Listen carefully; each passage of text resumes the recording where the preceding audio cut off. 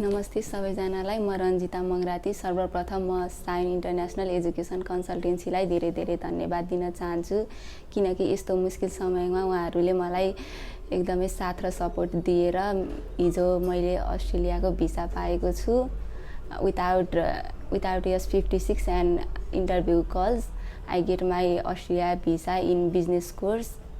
And I would like to thank you, Sudhir sir, and all respected members for helping me to get my student visa. Thank you.